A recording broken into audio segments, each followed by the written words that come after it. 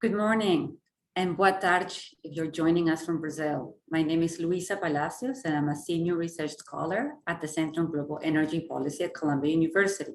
I will be your moderator for today's discussion on Brazil's energy transition.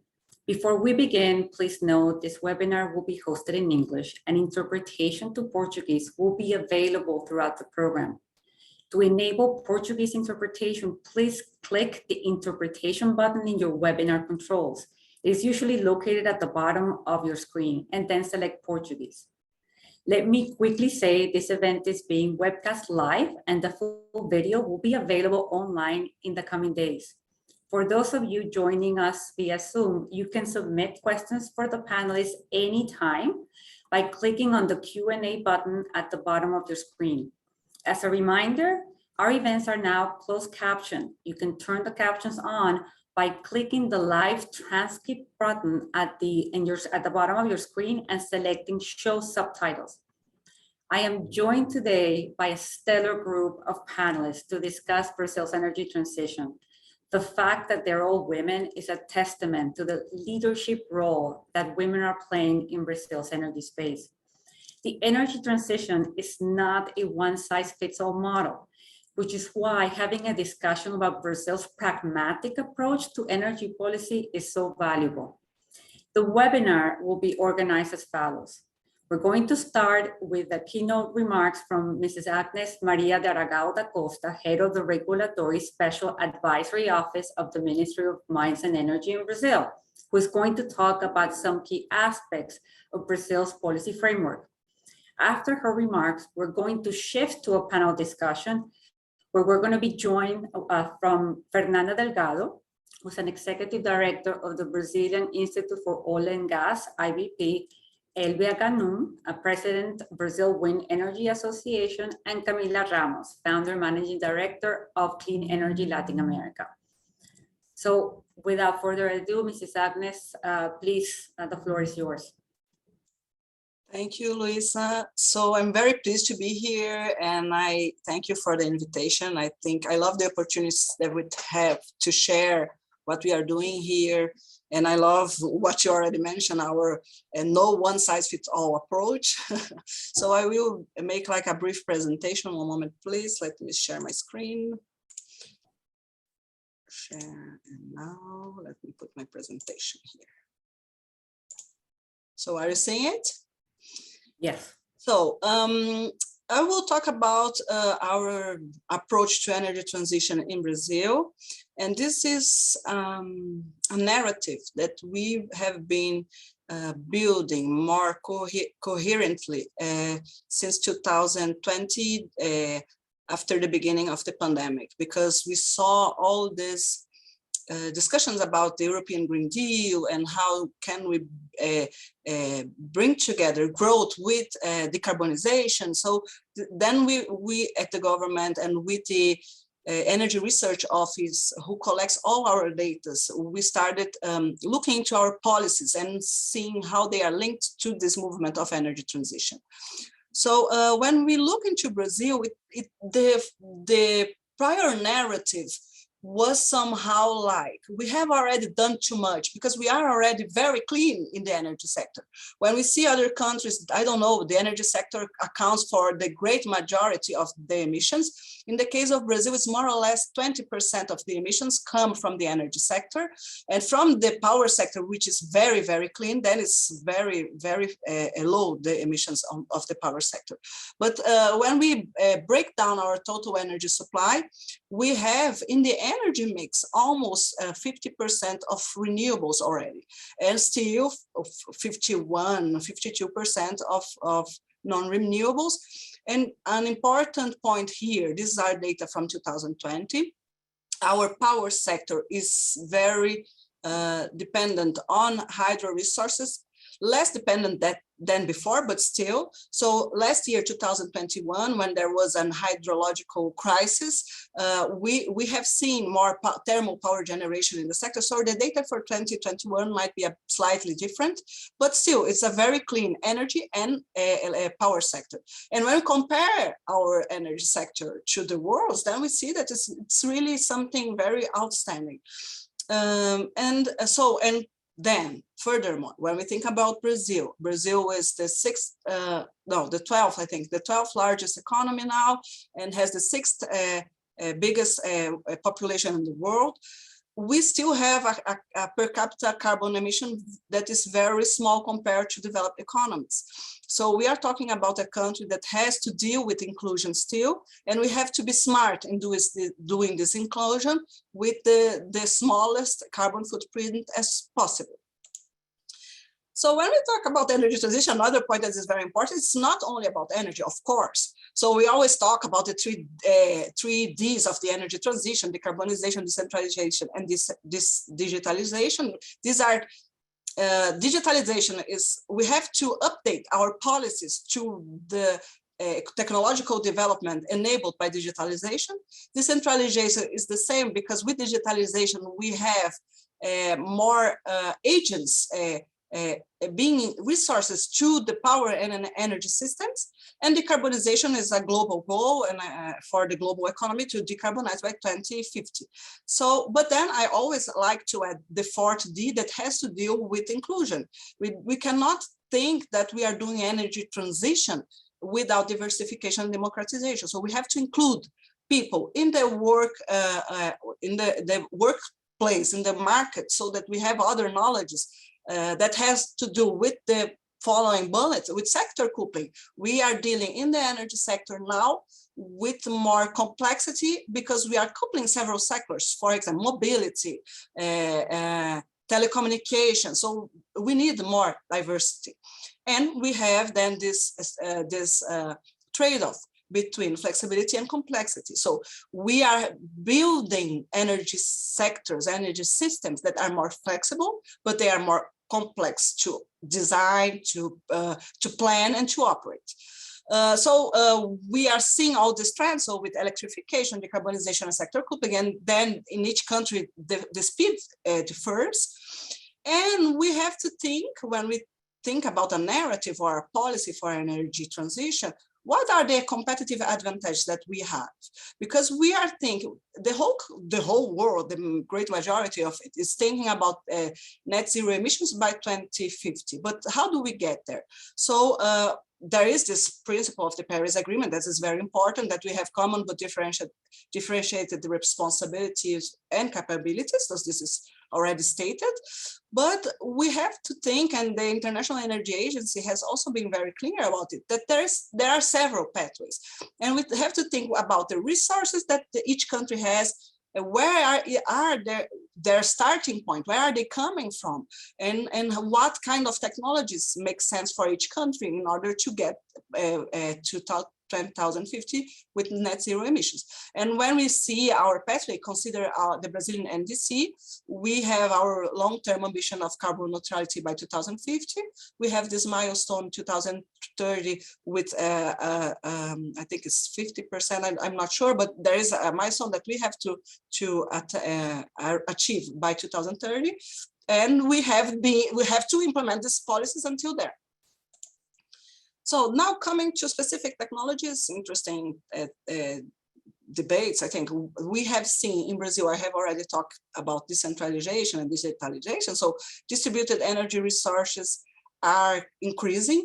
Here you see on the right the graph about installed capacity for mining and micro distributed generation systems. So it's really responding for, by 2031, we expect micro and mine GD to respond for something like the Itaipu binational hydropower plant. So it's really an enormous amount of resources. And when we look to the left, we have studied the energy sector. Maybe now at Columbia you don't study it like this anymore, but when I was at university, it was very vertically integrated. And now we are talking about several bilateral relations that we have to deal with. And then when we think about specific resources, we have new policies coming up. So these are two new policies from 2021, distributed generation, 2022, we have discussed this in 2021, but the law was published just at the beginning of this year. So there are new rules for distributed generation, which give what's the name, previsibility is so that investors can know what to expect about this. And it's very important for regulatory and legal stability in the country. And we have for offshore wind also a decree published in 2022. And I have to be very honest that this offshore wind decree is also an output or an outcome of bilateral international collaboration, in this case with the UK. So we see that the exchange of expertise is very important for energy transition in the world. And so we are now implementing the regulatory framework for offshore wind based on this decree. Nuclear was a taboo until, I don't know, the last, 5 years, but we have been witnessing the rediscussion about the role that nuclear may play in a decarbonized world. So we have in Brazil a very strong framework, regulatory legal framework for nuclear. Nuclear can be only developed by a state-controlled monopoly. So we have a project that has been stopped, whose construction has been stopped, I don't know, in 2015, more or less, and this has been resumed, so we are seeing how to complete it. But when we look into our long plan energy study, the PNE 2050, we already see place for small modular reactors in the future. And we know that the advantage of this is that they have less needs of capital allocation. So these are cheaper and more flexible projects. Now talking about oil and gas, Fernanda will be here, she can talk much more about this than me.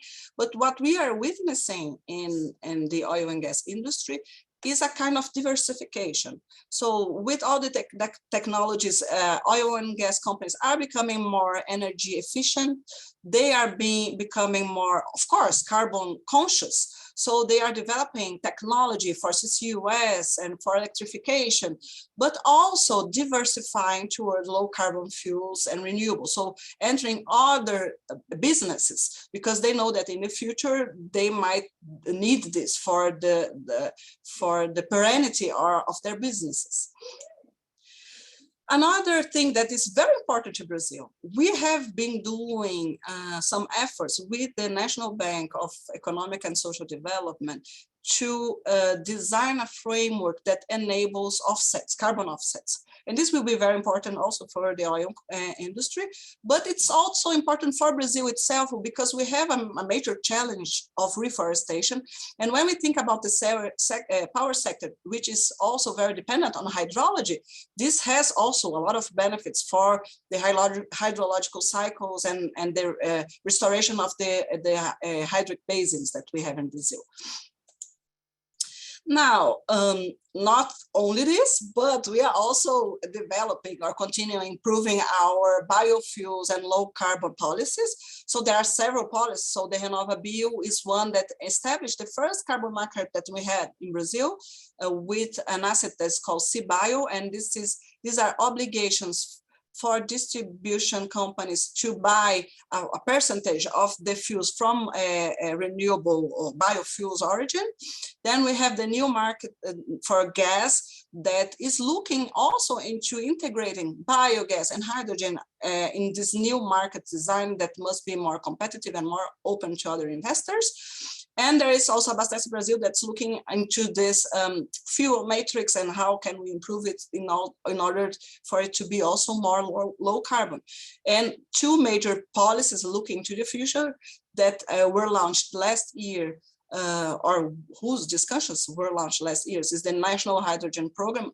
Last week, we just approved a resolution by the National Council for Energy Policy with the governance structure of this National Hydrogen Program. And the Fuel of the Future is a program that is thinking about several new modern kinds of fuels that may enable us to diversify our fuel mix with a low carbon footprint. And there are several studies. If you look into the internet page from the energy research office, there are several roadmaps linked to these policies. So talking a bit about the National Hydrogen Program, so last week, it's not stated here, but last week we approved at the CNPE the governance structure, but the governance structure is around this 6 axes that we discussed and proposed. And the idea is that this program will be a living policy. So during 2022, we have now the time to design the first action plan for each of these axes that will compose an united and coherent action plan. And this action plan should be, we propose 3 annual, so that it covers 3 annuals, 3 years ahead. And then we will see how we move forward. But the idea is to integrate technology, education, energy planning, market design, regulatory framework, and international cooperation. And then what is very interesting when we think about sector coupling, that things are not separate. So we can link bioenergy with hydrogen, so they can coexist. So with hydrogen or with biofuels, we can develop so many solutions for several industries. So for long distance ships, for example, for airplanes, for mobility, there are several discussions being held. And the good part is that I always say that the government can have the leadership in showing pathways, but it is not the government who makes the energy transition. It is the companies, the societies. So then we have, what we see here is how the industry is responding to this. And as Brazil is an enormous consumption market, we have been witnessing a lot of technological development linked to this more diverse design of energy mix. And we have also since last year evolved a lot in discussing carbon pricing mechanisms. So there is a law from 2021 that stated here that established that the Ministry of Mines and Energy should propose directives for the consideration of environmental benefits of the power sector. So how the power sector contributes to the carbon or to the smaller carbon emission by the whole economy. So we have been designing this decree, but also there have been developments at the Ministry of Science and Technology about this sectorial plans. How are we supposed to design the sectorial plans? There are 2 bills passing Congress about carbon market, and there is a decree that was published this May, so last month, about carbon markets as well, and the sectorial plans. And then my last slide, because we always talk about, in Brazil, about very trendy things, but there are difficult things that we have to address as well. So I think I was, and Fernanda and Elvia as well, at COP26, and there was a big discussion about just transition, and we should never forget this. So coal is not really important for the energy matrix in Brazil. So it responds for only almost 6% of the Brazilian energy mix by 2021, and 6% of the emissions of the energy sector.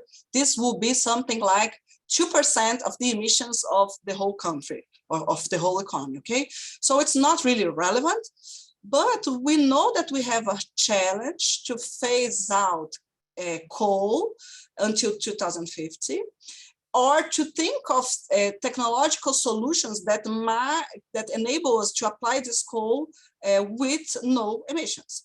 So in 2021, I led a working group at the ministry. We had 180 days to think about what could we do with coal. The coal mining industry in Santa Catarina is one of the states that has coal in Brazil. So we launched a report. It's here, but it's on our website. And based on this report, then the Congress proposed a federal law that instituted this Fair Energy Transition Program. And so now the Civil Office of the Presidency is to publish this decree, instituting formally this council to discuss a 10-year plan. How can we phase out this coal in Santa Catarina? And also, what is very interesting, there is also a law, a state law, discussing the same thing. So the idea is that we work together to think about economic repositioning with social and environmental responsibility for this region. So this is something that is going on also at the same time. So this is what I wanted to tell you. I hope I have given you lots of ideas and insights so we can come to the questions part. Agnes, this was fantastic. I think you conveyed in a very clear way the complexity of what the energy transition looks like from the point of view of managing energy systems, the complexity from the point of view of policy making of thinking about the energy system as a whole, that this is not a zero-sum game, that these are many, many, many different pockets, that the oil and gas sector can coexist with renewables and to provide a pathway for everyone to jump in and chip in. And so that we're all in this together. So I find this approach very refreshing, because it's very important for not only advanced economies, but particularly for emerging markets that where these are really challenging times, to think about creatively and outside of the box about ways in which your different pathways to energy transition. So really thank you for this presentation. I thought it was fantastic. And now I would love then to invite our other speakers to the discussion.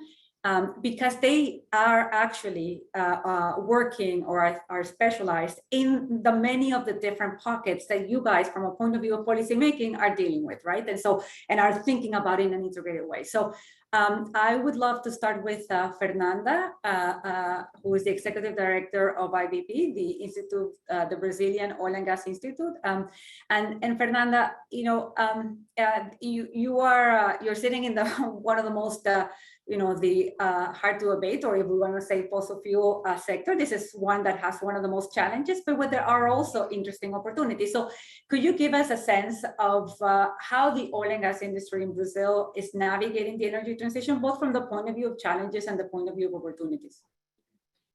Thank you, Luisa. Thank you so much for this invitation. It's really hard to talk after Agnes and all this explanation, but I will try to focus especially on the oil and gas sector in IBP name. Thank you so much for Colombia for this invitation and to be at the stage with Agnes and Elbia once again. It's really, really a pleasure. Well, what we are saying, and you address it very well as Agnes, is that there's no energy transition without hydrocarbons, especially for developing countries, especially in Brazil.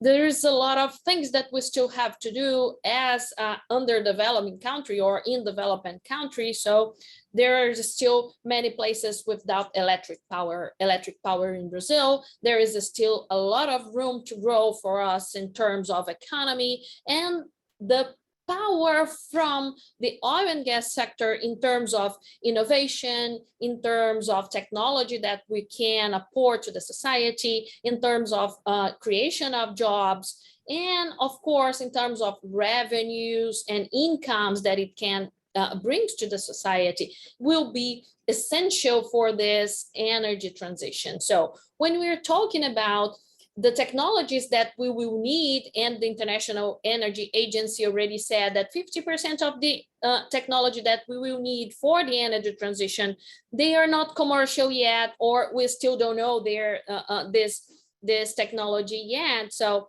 maybe this technology will come from the R&D that is financed by the oil and gas sector. So we have the leverage, we have the tools to make this this more complex energy system that Agnes brought on her thoughts. The oil and gas sector, we understand the energy transition. We acknowledge the necessity of doing this transition, but we are part of it.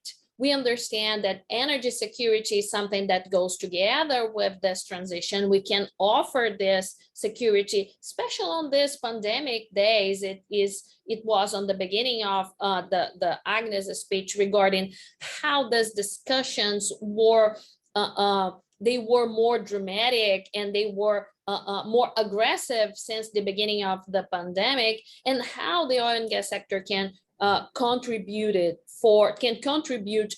for this. One thing also is that the oil companies, they can make investments in many business regarding the energy transition. We can invest in renewables, and Elbia can talk a little bit about it. We can invest in wind farms, in offshore wind, as many of oil companies are doing. But also we can, despite of mixing the portfolio with renewable energies as solar, as or in wind, we can also bet on carbon capture. We can also bet on the carbon market itself, which is something very important, especially here in Brazil, when we can bet on the forest, which is something very important for us. When Agnes was talking about emissions, it's important to highlight that in Brazil, the energy sector is not the problem regarding emission, but the forest segment. When we're talking about deforestation, when we're talking about the segment of deforestation, is our problem here regarding the biggest part of our emissions. So Brazil has a different kind of problem, which will need different kinds of solutions. There is something on Elbia's speech that is I like very much to always bring, that is, Brazil has a good problem. We have a lot of kind of energies. We have the biomasses, we have hydrocarbons, we have wind, we have solar, and as much more kinds of energies we have, this is the future for our energy transition, to have a more complex systems with more kinds of energy, and to bring the society to this discussion for them to understand that the future is going to be more complex in terms of energy, because there is a huge difference between the climate guy that is standing for defending the environment and the owner of the oil and gas company. In the middle, there is the whole of the society that must be protected.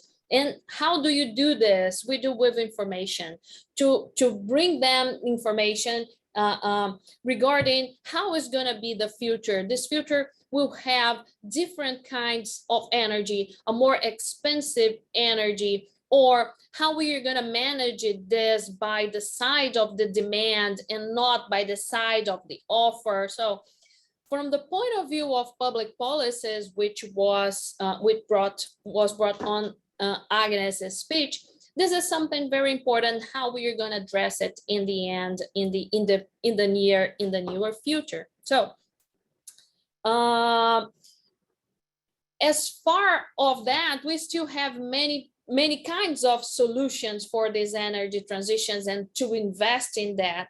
One of the most important for us here in Brazil is the biofuels, of course, and Agnes already talked about it, especially when we are talking about transports.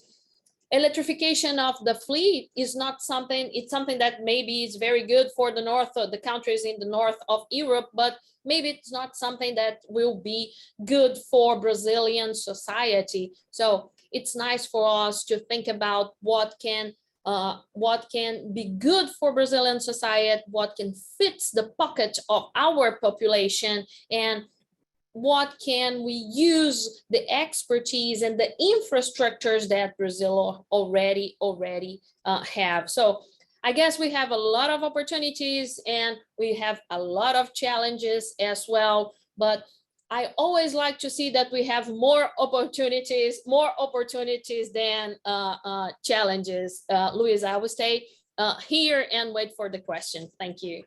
Thank you, Fernanda. I think it's very important to bring the concept of energy security and how you manage the energy transition, because oil and gas are transitional assets that enable, or might enable the energy transition. So thank you for bringing that perspective.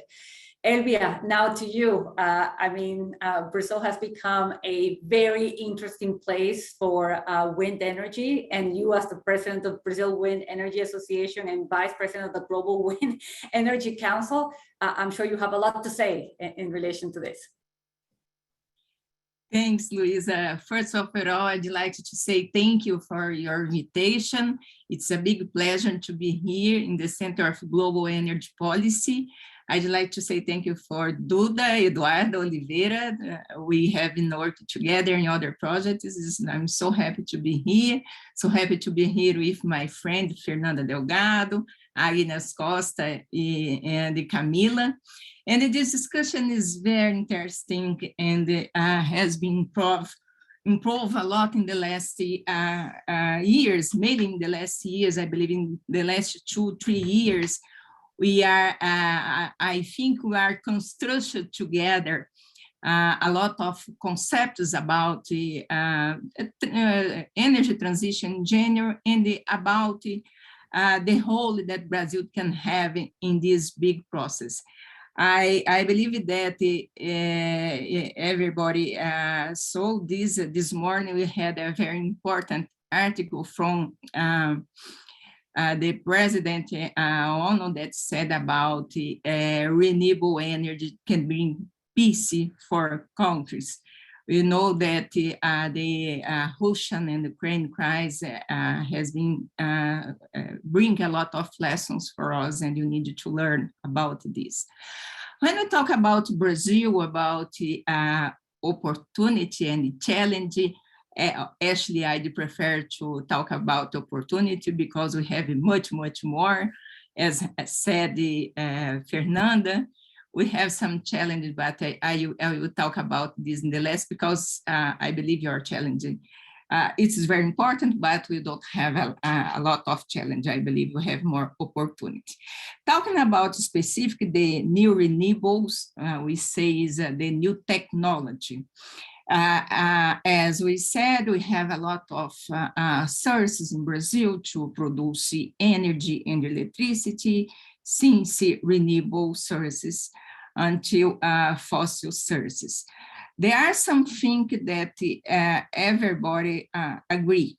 We cannot put sources in the waste. We need to find a way to use the sources to bring development for economy, to bring a possibility to produce matriz that it can be competitive, that it can be security, and it can be in preference, we need to have a renewable matrix. As showed Agnes, we have a very strong renewable matrix when you talk about electricity, when you talk about the energy matrix, and our job maybe is a little bit easy when we compare with other countries. But it's very important that for to start this transition energy run and the transition for low carbon economy, we are in very good position, but we need to run. I believe that Brazil needs to put a little bit more position in the global discussion, because we are a part of solution for economy, low carbon economy. We need to put this position because we can help the world to provide sources for producing renewable metrics or without CO2 metrics. This is a point, it's not exactly about the renewable metrics. About wind, we have a very good experience with onshore wind. And I always try to highlight, it's not only about the energy and electricity, but the possibility that renewable energy, like wind, like solar, can provide increase in economy and developing economy. When we talk about PIB, we say GDP. Recently, we launched a study that showed the GDP increased about 21% in the regions that we put onshore wind, mainly in Northeast region in Brazil. When you talk about developing and we say human development, we increase it 20%.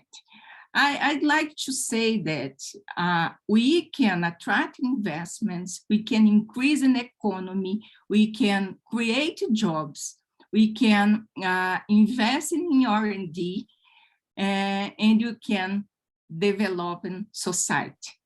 Energy transition, in my concept, is an energy transformation. Mainly when you talk about Brazil, about the possibilities to increase the economy. I don't forget this kind of opportunity. I repeat this all the time. We need to have a business conception about renewable and about to attract investments. It's very important to see for energy transition as a possibility to make it business. Business for us is very important because we need to restart your economy. We have been in crisis for a long time, more than 7 years, without a satisfactory level of increase in economy. So in this point, I'd like to say that, yes, we have some challenges, mainly when you talk about offshore wind, because it is a new technology that we are working in order to attract to Brazil. There are a lot of investors, as said Agnes, as said Fernanda, companies in oil gas sector that want to invest in wind offshore. They are very welcome here. Then we are prepared country to provide the friendly economic environment to attract these investors. Then I think we have the same way that we have for onshore, that we produce for onshore opportunities, we will produce the same way for wind offshore.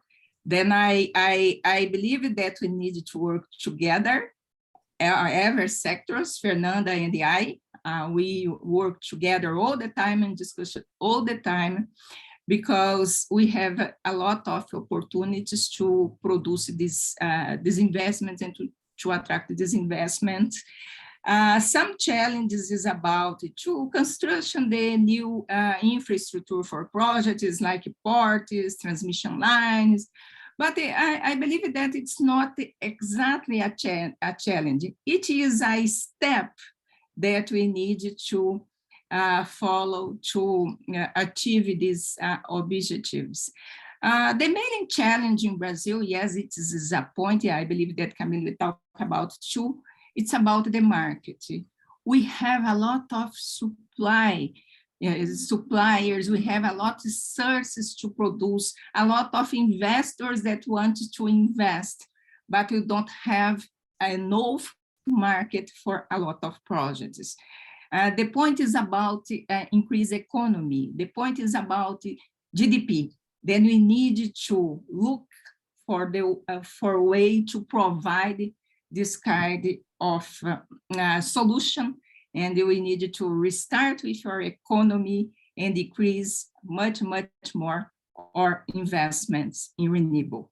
So I think it's enough for now. Then thank you for possibility I'm available to discuss. Thank you. Elvia, thank you so much for that, for those words, because I do think that understanding renewables as a source of development and growth, but at the same time understanding that to attract investment in renewables, it needs to be a business-like type of framework, I think is essential, particularly for emerging markets, in order to be successful in deploying faster and being able to attract the investment.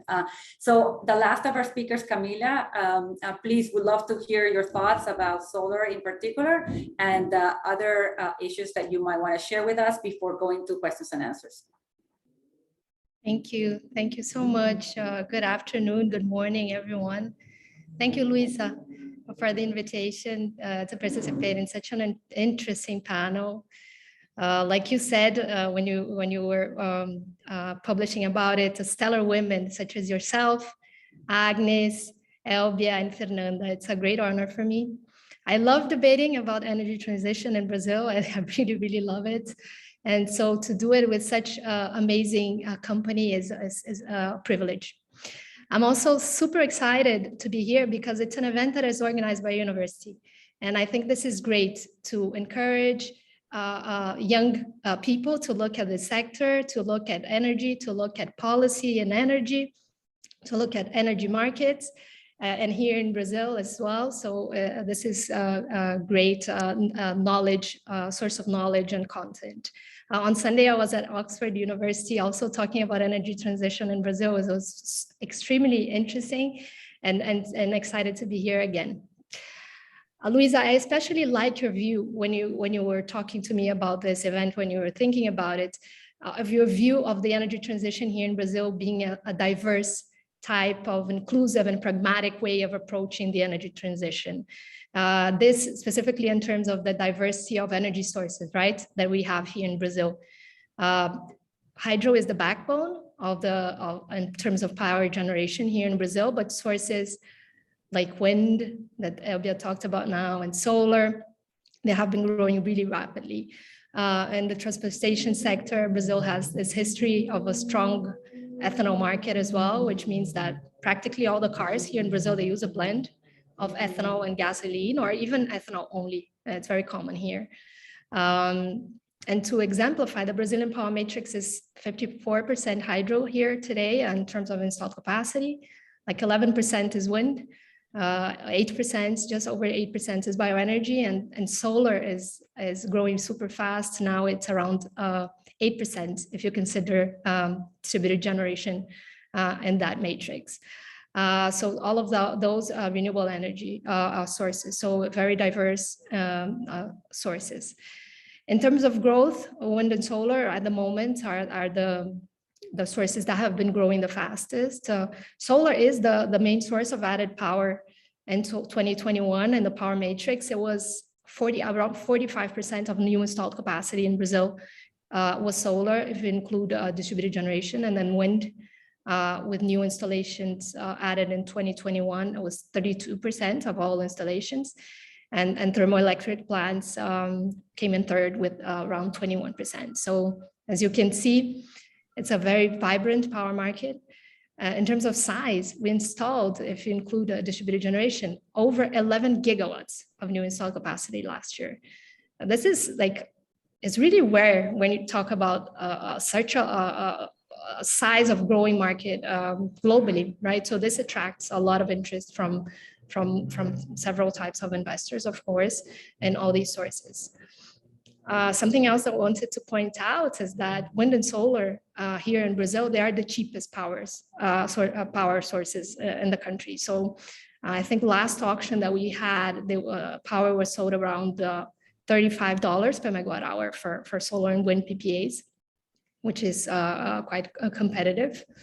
The growth of the wind sector, the wind projects and solar utility projects, it has been really fast growing, especially in the free market. This is what has been driving growth in Brazil. And even though Brazil is known for its policy of auctions, and the regulated market auctions were the driver of the growth of renewable energy and majorly like contracting all of power, or the majority of power here in Brazil, the way that PPAs were signed, Now we're having larger and then continuously smaller final consumers that are able to migrate to the free market and purchase this power directly from power generators through bilateral PPAs. So this is a trend that we have here that is gaining momentum.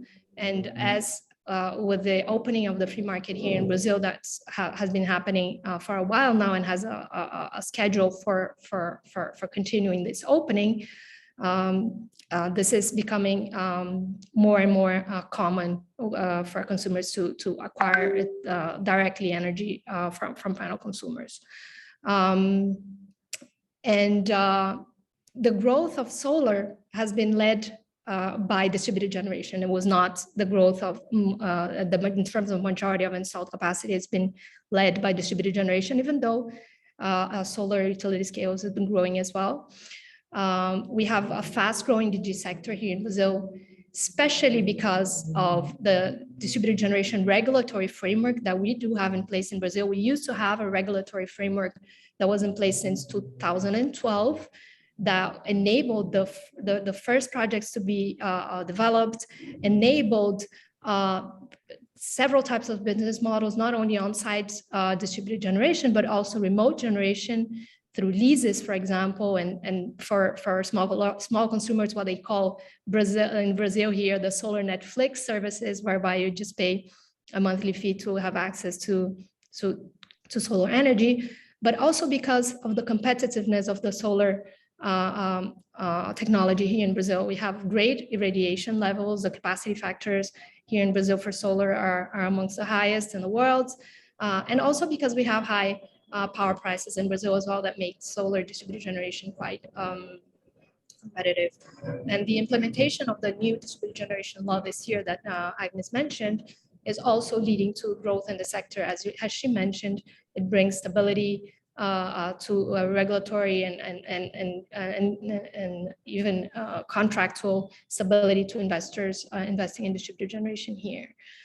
In terms of opportunities, looking more to the future, Agnes also already mentioned, but I have to talk about this because I gave the keynote at Enasia, an important event here in Brazil this last month about green hydrogen, and the interest in the sector here is amazing. And just to give you an idea why, Bloomberg New Energy Finance, for example, already expects that the cheapest green hydrogen to be produced anywhere in the world would be in Brazil. So we would have here in Brazil already today the cheapest LCOH, the levelized cost of hydrogen globally, would be here in Brazil.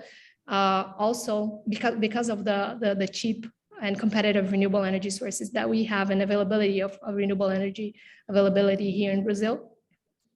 And also because this is a market, green hydrogen is a market product that several markets are looking as a tool for decarbonization in many segments, not only in energy, right? And fertilizers, for example. Here in Brazil, I think that there are over 30 MOUs that have been signed by large global investors that are signing with ports here in Brazil or states here in Brazil, planning to develop projects to produce green hydrogen here in Brazil. I myself, I've worked with 2 of these investors already, like looking at pre-feasibility studies for these projects, and talking to some of them, they expect to demand just from renewable energy sources around 10 to 20 gigawatts of new installed capacity for these projects that they're planning here in Brazil. Let's see, I saw Agnes' face, and let's see how much of that will come to fruition, because this is pretty new markets, pretty new technology, and the feasibility of this is still being studied, but this shows the appetite or the plans that these companies are looking here. And I remember working in renewable energy here in Brazil, 2006, 2007, I used to hear so much about, oh, but wind, solar, they're not super competitive technologies here in Brazil. Oh, these 35, 40% capacity factors for wind, right? So LBL, people were like, oh, 40%? Do you think this project will deliver that? And we're seeing like 65. So these technologies are pretty impressive. So let's see how it goes. In terms of quickly in terms of bottleneck. So sorry, actually, we're almost running out of time. So why don't we? So just opportunities. We talk about bottlenecks after. Thank you. Thank you so much. You know, time flies when you're having fun. And I want to allow a little bit of time for questions. So I'm going to bring my partner in the organization of this event, Eduardo Oliveira, a brilliant young energy leader who just graduated from SIPA. Eduardo, if you could actually just ask some of the questions that we have in the Q&A, we actually are fantastic. Of course. Thank you so much, Luisa, for the introduction, and thank you for everyone who joined us today and our incredible panelists. There were a lot of great questions in the Q&A, so it's very hard to direct each question to one of our speakers, but maybe I'll ask each one of you the questions and then we'll give you a couple of minutes to answer them. So starting with Agnes, maybe can you comment on the role of mining in Brazil's energy transition? It wasn't mentioned and someone brought it up, and I think it's incredibly important. Now, Fernanda, maybe I can leave you with the question of biofuels, because a lot of people in the Q&A are commenting on, you know, this trade-off between developing biofuels in a country where we suffer with high rates of deforestation. So maybe how do you see, you know, Brazil also leveraging its abundance of ethanol to make biofuels more affordable and democratizing its access to the population? Now, Elbia, there was one directed for you here in the chat that asks, what are the main challenges for large-scale deployment of onshore wind in terms especially of policies and infrastructure? So in addition to onshore, maybe you can also make a quick comment on the growing interest of offshore wind in Brazil.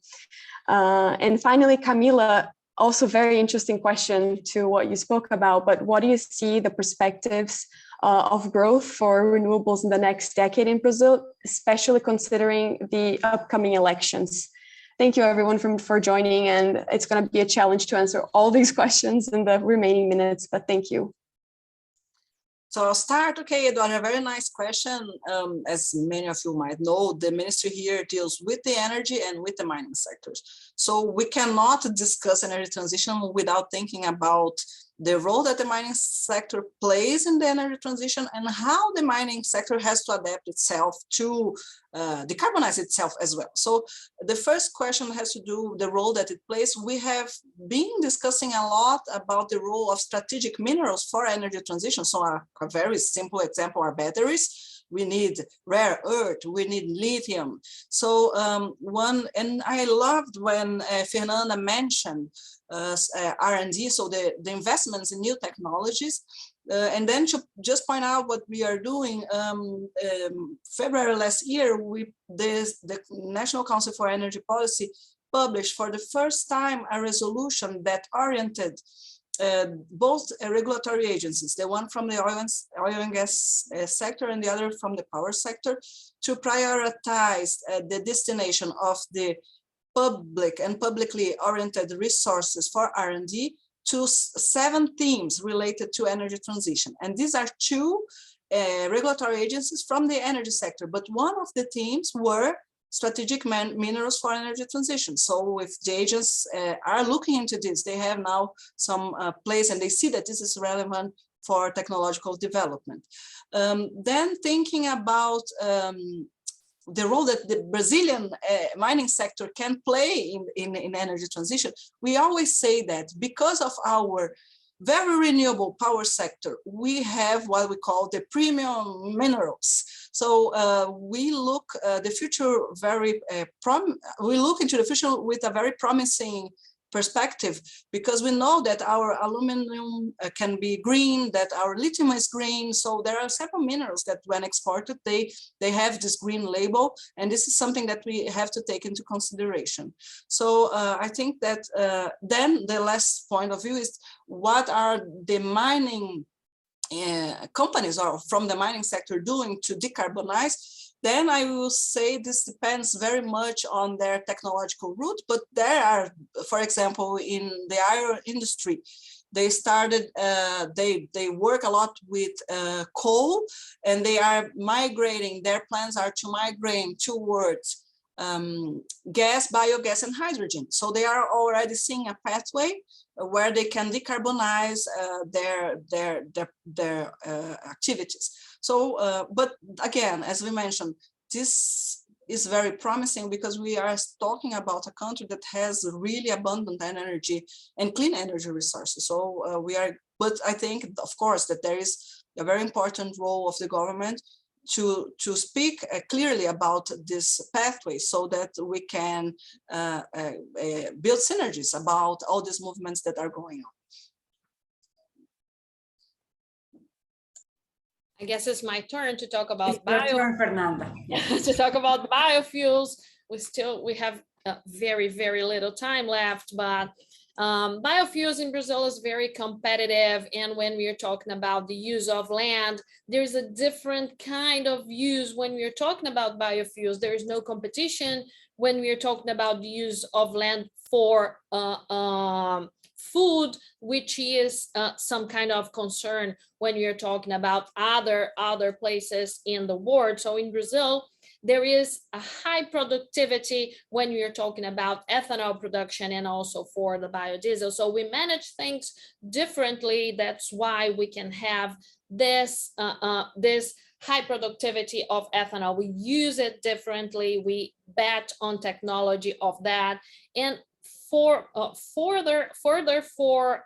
that, we are betting on second generation of biofuels as well. This is the future. This is where Brazil is standing for. So this is a more technological kind of biofuels that we are talking about here in Brazil. That's why there's no this kind of competition. This is not the same kind of place regarding the forestation. There's no the same kind of place regarding where we are talking about the food productivity, the food production here in Brazil. There's no such discussion here in Brazil. I guess now it's Elbia. Elvia, if in your answer, I know that you're very interested on the ESG aspect of this as well. So would love that if you can combine those two things. Okay, so thanks, Eduardo. It is very interesting to discuss about to transport the big components that you have to produce turbines, that we have to construction or sites. The turbine has been increased so fast, and each year we have difficulty to think how to transport this, maybe because here we use the majority rail to actually road to transport. We don't have rail to transport. But what happened with the onshore industry? The industry started to be so close that place that you put our onshore plants. Is a way that we find to try to mitigate this challenge. But when we talk about offshore, it is different because offshore industry starts with concept of port industry. We will produce the equipment in the same place that you will put our site. It's so close, the sea, it's not a big problem. And about how to increase this industry, how to start this industry. As we said, there are a lot of investors that want to start to invest in offshore. We have some steps to follow to start with the industry. The first point is about regulatory framework. As Agnes mentioned, we have a decree. This decree is in discussion now. Then we will prepare the new documents, then can put a little bit more details, how the government will give address for offer the concession or authorization for investors produce energy in the sea, because the sea is a decision from the government. It's not a free market. But I believe that we have this regulatory framework in the end of this year.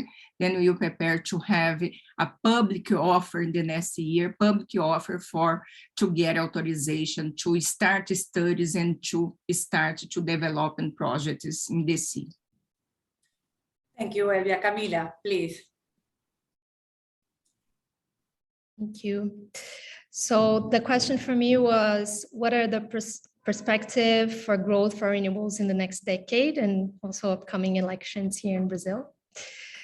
I think the story of renewable energy here in Brazil has been of growth, and it has a lot to do, like I said, with regulatory framework and also to do with competitiveness of these sources. So the expectation is that the industry, and also I see from the government plans when they publish their PDEs, their 10-year plans, is for continued growth for renewable energy, just because it brings decreases in prices of the power that they acquire. Talking about numbers, there are several, of course, projections for that. But if you look historically, I mean, we're talking contracting of anything between 2 and 4 gigawatts for wind and 1 to 2 gigawatts for solar utility scale. And then the growth of distributed generation is what's going to be more interesting to see, because of how different this growth has been depending on the year that you look at. Like I said, last year, we installed 4 gigawatts of new solar DG. This year, my expectation is we're going to be installing another additional around 7 gigawatts of new solar DG in Brazil. It's a huge amount. So it depends a lot on competitiveness for these types of projects, but it is expected growth in similar numbers. And I think like I mentioned, the advent of the opening of the free market, continued competitiveness of renewable energy, and also because we changed the way, right? The way we buy energy in Brazil. Before it used to be a logic of cheapest project to compete in a reverse auction in the regulated market. Now is the logic of the final consumer. So the final consumer is at the center of decisions of everything. And when it comes with decrease in the power tariff opportunities from renewable energy, but also with demands for ESG and the consumer looking at that. And here I'm talking in the consumer, large consumers that have targets, like companies that have targets for energy transition of their matrices, but also final consumers like individuals that are increasingly concerned about the way they can choose their own power. I think this is something that will continue to continue to encourage growth in the sectors. Talking about the elections, like we're seeing already the impact, right, in the short term, in terms of interest rates, right, exchange rate, and then also in the capex of the projects. So this has been slowing down some signing of PPAs that I know that are about to get signed, because the capex of the projects are higher than what they expected. The cost of financing is higher than used to be. BNDES and BNB are very important financiers. They're local development banks that are very important financiers of renewable energy projects in Brazil. And consequently, because of the increases in interest rates in the country, the interest rate for financing these projects also is becoming more expensive. So this are issues that are, of course, will have an impact on the growth of the sector. And I'm seeing some delays, as I mentioned, but still expectation of growth in the sector because of competitiveness and growth of these markets. Thank you, Camila. So we are going to do another round of questions. We have time for another round of questions. We will ask you to be brief and to think about your parting views as you answer each of these questions. So this will be your last time to talk. So Eduarda, if you could ask the questions to our panelists. Well, everyone answered everything briefly, so we appreciate that. So we have time for more questions. So maybe another couple of things that have been coming here in the Q&A is about energy technologies. So maybe instead of directing a question to each one of you, I'll ask broadly, how do you see in your sectors the growth of hydrogen and also of energy storage? So batteries, what Agnes mentioned, mining, the importance of rare minerals. So what is the role of energy storage in Brazil right now, and how do we see the growth of hydrogen? And this can be for all of you in all your sectors. So let's start with Agnes. This is a very good question, Eduarda. We have been discussing since 2019 the modernization of the power sector, which is regulatory reforming in order to update the rules. And one of the, the groups that we have discussing there is about technology and technological innovation. And so the technology is already there. So how do we make use of them in the sector, adapting our regulatory framework? And there we have been witnessing several progress done by the power sector regulatory agencies. So they have put out new rules for battery storage, for hybrid projects, for demand response. So they are moving forward in order to encompass this new technology, new possibilities, as new resources to the sector. So I think this is very important question. And so, by the way, then I thank you again for the invitation. It was a pleasure being here with you all, and it's very important to keep discussing energy transition and the pathways to this future. Thank you. My turn, I guess. Talking about hydrogen here in Brazil, our energetic planning regarding the PDE, which is the National Development Plan. We are talking about 1,850 tons of hydrogen until 2050 of projects in hydrogen that is expected to be. So all the industry is betting on the hydrogen. That is what is pointed out for the future. But there are some oil companies investing in hydrogen, but it's not actually the main business for us. We are more approaching, which is the carbon capture project, the capture of CO2 as well, which has been gaining more importance to reduce the intensity of the emissions and the energy efficiency of our operations. I guess we are more on those investments right now for the decarbonization, which is something more urgent for us on this time right now. And then I guess we are gonna see more investments and more money to be put on hydrogen in the near future. I like it very much what Elbia said, is that energy transition is business, and we must talk on that way. So once again, thank you for this invitation in my name, in IBP name. It's really a pleasure to be here. Luisa, thank you once again. My turn, I think so. So about hydrogen, hydrogen is my hope for the future. Do you know that I said my main challenge here is about demand?